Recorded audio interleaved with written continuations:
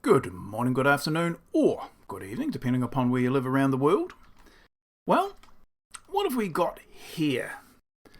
Well, we've got some very nicely coloured and somewhat detailed star plates, for want of a better word, the star formation, and plates, as this would imply, whatever.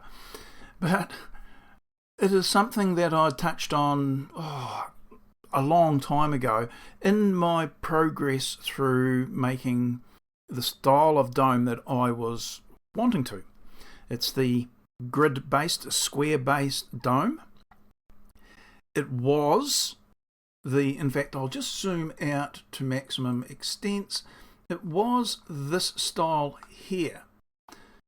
I think this is a really nice design, and it follows the principle that I developed for myself. I'm not saying it's unique, but I had to come to it myself because I haven't found it anywhere else, where I can make the four-cornered domes with the square at the top and the the hexagon here, etc., and the infill panels. And I've sized it to a size that I wanted to consider building. This forces in fact, I will do it right now. It forces the points of intersecting triangles to align perfectly along straight lines. That means there's a lot of benefit of that.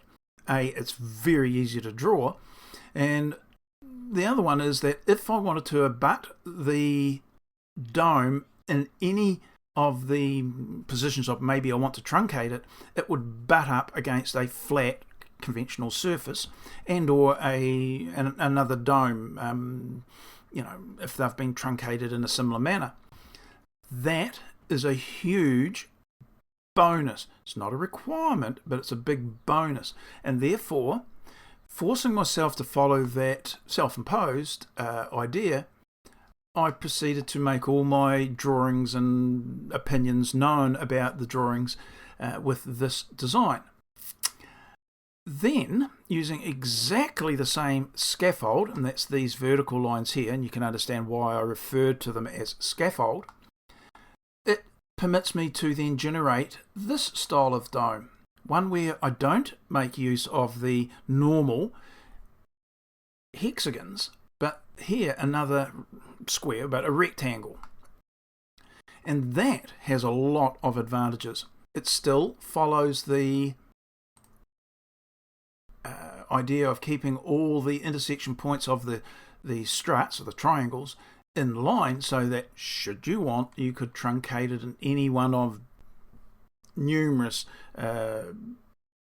positions and have it butt up to a conventional type of structure. So that was that. And then I went, well, this is the same thing here. That was just developed up a little bit further of just the iterations. But here I went to slightly an altered approach. And now you can see that the triangles or the struts no longer align up along these particular lines. Yes, that still can be divided, or the whole dome, along the halfway or quarter positions, but they have this deformation to the struts. Well, in fact, it's not really deformation. It is a rationalization of having the rectangle divided in half. So it's symmetric around its centre axes, both ways in fact.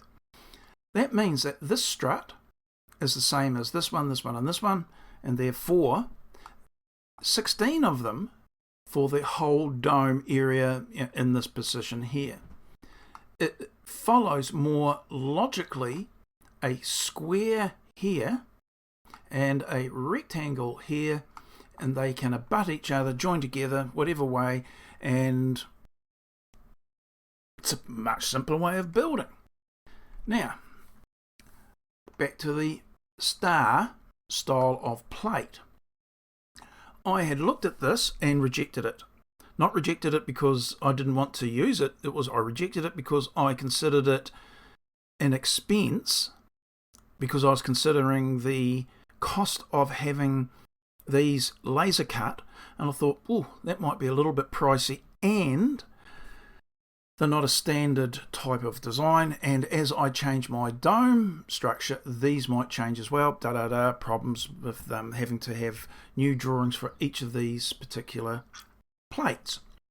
But I thought, all the complexities and therefore costs that I was going to have by making my much preferred centre hub and bolt arrangement, that might actually become a little bit of an issue onto itself. Whereas these, if simplified, and the reason it became more back into my thinking was when I changed it back to the 4 strut here instead of the 6 for a hexagon. I looked at the hub design and I thought, oh, that actually might be easier to build than I thought. Now, going back up to that one, they're all colour coded. This one here is the green. So if we come down here, it's this, obviously, and this. Well, this one is going to be the very top one for the square. This one is the almost, how do you call it, symmetrical. They're not. They've got their own particular positions, but the openness in between the legs of the star, whatever you want to call it, points of the star, meant that maybe I can either have it cut on a curve like this or straight, one or the other. But I could probably do this in the workshop. Get my, in this case, 3mm steel sheet, scribe, draw, print out a copy, put onto the steel, whatever, make the markings on the steel plate, 3mm thick, and attack it with a nice jigsaw type setup, or whatever, even a grinder. So we wound up with having to then bend the legs, and that's what these items are referencing. So you can imagine these were the struts. Well, you can bolt in this case this is a 10mm by 40mm plate. These are 40mm wide. You can bolt a pair of 10mm forms and then align them to the leg that you want to bend. This then would be on a handle or a bar that has, again, 10mm plates bonded, welded, bolted, whatever, to the bar, and then you can tweak them to the angle you require. Put an inclinometer on it and have at it for the different angles that are required in your particular style of dome. Meaning, these can be readily altered as and when or if they ever need to be, as your desire or your, how would you say, how your development and understanding develops. Then I thought about the 8-star one here, which is, if I zoom out again, apologise for all the zooming, is this one here that has 8 struts coming to a centre point. But I looked at it and I thought, that doesn't actually look too complicated. Maybe I can make a single plate and still using the workshop type approach instead of a laser cutting, make it like this. Can I? Yes, I can. I can do that. Not overly complicated. There are a couple of points where they start to intersect with each other. Not a problem in itself at all. But then I thought, hang on. The areas, or the legs, the 4 legs shown in the burgundy colour, are actually a slightly lower, in the way it sets itself out on the dome, slightly lower than those that are in pink. if I had, sorry for that, if I had two separate plates, one like that, so this is like the other plates I was just mentioning, and this one being the next one, I can overlay them, bolt them together as and when necessary, and I can assemble my structure in that manner, making means that these are much easier to manufacture than they would be perhaps if they were all one piece of sheet metal. Still quite doable, hence why I have got this here. So as I said, still doable, but is there any advantage, especially when the plates need to be, the legs rather, need to be somewhat lowered in these perspectives? Maybe. Now, and I've done them up for all of the different, the left and the right plates. These are, again, colour-coded in these positions here. All the rest of them are the same. There's no left and right. The issue, as I was saying, about what was beneficial for having them separate plates, you can actually see that I've tried to lower, in fact I have lowered the pink one here to sit on this particular strut, and I've lowered the red one, or the burgundy one, to land on these two struts. It means that there is a small gap, a 1 mil or so gap, under the other positions. But that's the two separate ones, this one being 3mm lower than the pink one, the burgundy being 3mm lower, the thickness of the plate itself, or thereabouts. In fact, it's a little bit more. So a spacer may be required here. I can lower the pink one, and it just means rebaiting ever so slightly one or two struts. So I can see that, oops, let me zoom out, I can see that being no downside to having two separate plates, and the upside of having them easy to build in the workshop. Now, 3mm plate isn't particularly heavy. It's heavy enough for most domes of a reasonable size. This one happens to be 6m by 6m. Apparently, it would benefit from a plate top and bottom as you go up in size. Understandable. In fact, I like the ones where they split the actual strut and have the plate in the middle of the strut itself. Really like that. Cosmetically, aesthetically, very pleasing. Now, one of the criterion the criterion that I've set is that the surfaces need to be geometrically positioned accurately. That throws up these anomalies. Otherwise, you just bolt the darn struts up to the plates and forget about that geometrically accurate positioning. The downside is when you come to do the rigid, or should you come to do rigid cladding, having them in a known geometrically, slurring my words, position is advantageous, especially if you started to cut dihedral angles, or, like I would probably look at, I would add a fillet to all the surfaces with the specific dihedral angles machined into them. That's my thinking at this stage. Others, of course, would prefer to have the struts themselves with the angles on it. Whichever way works for you. So this style, while still keeping the overall look of the dome, it's not that unattractive, I've got to say, compared to the conventional dome where it has the hexagon here. But it does have the advantage also, here's another little advantage, because I made the position of this hub symmetrical to the rectangle, it pulled the hub position down a little bit, excuse me, I've got a bit of a croaky voice, and pulls it down a little bit in space and makes the angulation between the two surfaces slightly more exaggerated. Ditto here, this and this has a reasonable sort of angle difference between them, whereas in the conventional one they became very, very subtle in change, and I don't find that mechanically pleasing. Builder, not an engineer, so I'm wrong on that department, but just my perspective.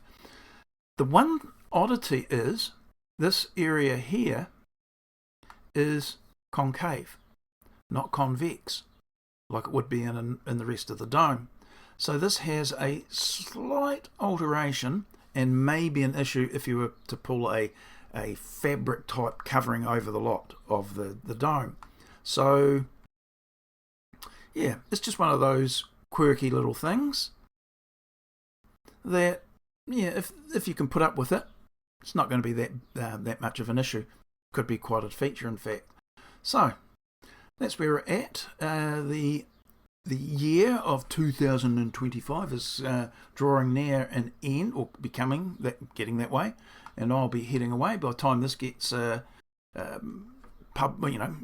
to YouTube, etc., Rumble. I will probably be back from my holiday, and then I'll load it then. So yay!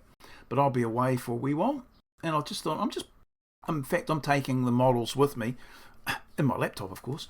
And so I can do a little bit of work while at my family's place, my sister's place, and keep my sanity when I have got idle hands. Now, what's next on the agenda for the Sketchy Builder side of things? Well, I would actually like to start doing some of this. I've got a little bit to do before I get there. There are some workshop type things that I will be adding to the mix. And the very next thing is the steel profiles that I've had cut, and I need to finish them so that I can do the workbench surfaces. Don't think this is going to benefit from that, but I need to get some of the workshop type things sorted and out of the way before I start doing these. So there will be a lot of video being loaded about the workshop. It's a diary type of video where I spout off about my thoughts at the time, many of which, like in the Dome series, will become redundant and a little bit embarrassing for me to have published, put on the net. But I'm leaving them up as a diary type of entry so you can see some of the ideas, of which may be of interest to different people, because I'm not saying you would want to do this particular style of dome or hub, but some of the investigation or the lessons that I learned may be of value, and so therefore I'm going to leave them up. There's a lot of them, and well, if I had to suffer learning it, well, suck it up. You've got to suffer along with me, and suffer you will. But I think the suffering may be rewarded in the end, because I think this approach and the previous one, the one here, has got a lot of good points in it. And after all, you'll learn how to draw this type of dome very easily. And I've even modified how I've done that. So in the new year, 2026, I will be developing this idea, the drawing method, a little bit more, or maybe not developing it so much as I'll repeat it to give those new people coming to the channel an idea how to draw it without having to suffer all those other excruciating videos. But really good, some of them. Anyway, that's it. Probably the last one in this series for some time.